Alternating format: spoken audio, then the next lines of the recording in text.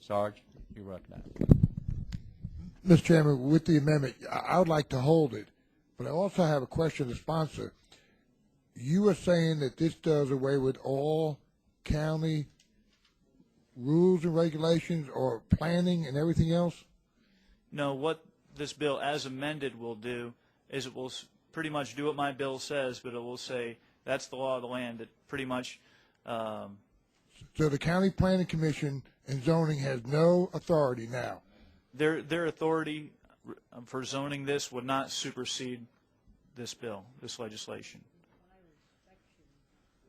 So the only ones that would do it is the fire marshal? You still have the fire marshal involved? Doing everything else. Well, the fire marshal would be under this law.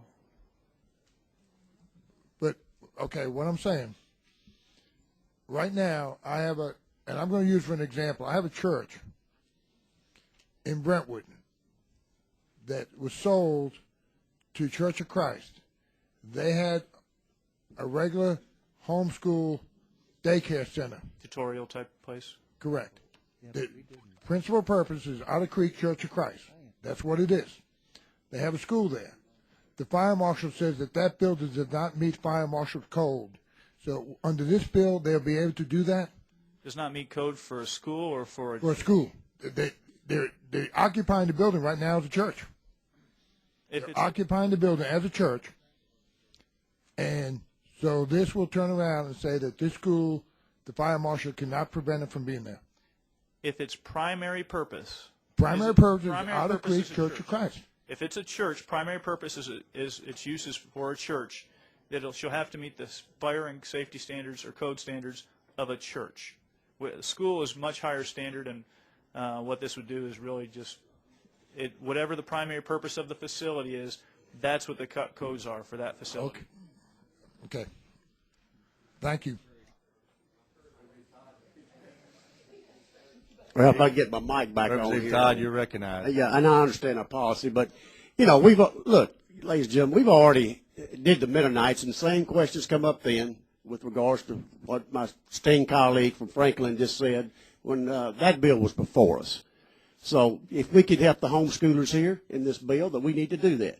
We've already voted on a bill and passed it on the House floor to do the same thing for one other organization. So, I think that we need to be a little consistent in what we're doing here. Well, we're not being consistent. No, I'm not talking about rolling it, but I'm talking about, passing it. I understand.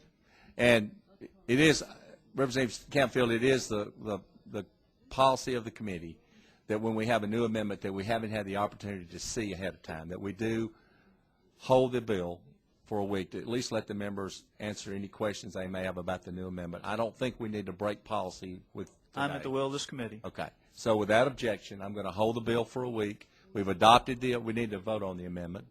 Let's vote on the amendment. All in favor of amendment number 1, say aye. Opposed, like sign. Motion carries.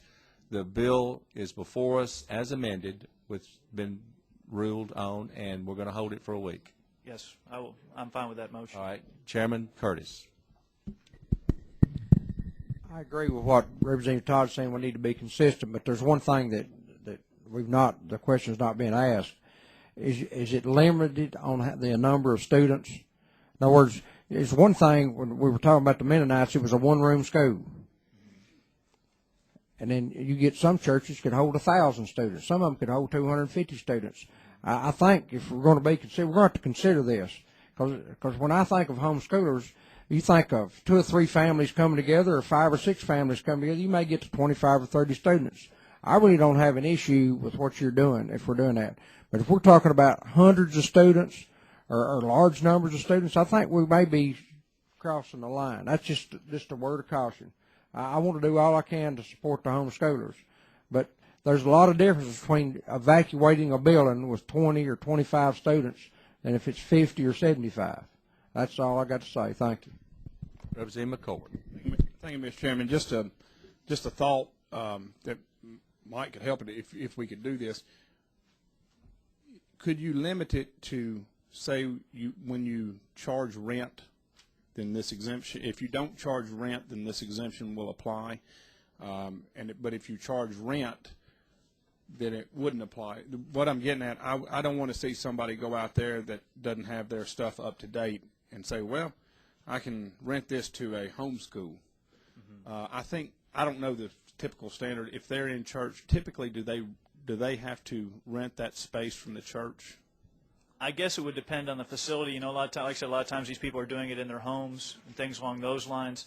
And they don't rent. As far as churches, it depends on what you consider rent. I mean, there are people who pay specialists to come in and speak on an issue and things along those lines. I don't believe I cannot speak for large groups. If you like, we go out of session for Kay Brooks, who's No, Stacey or Representative Campfield.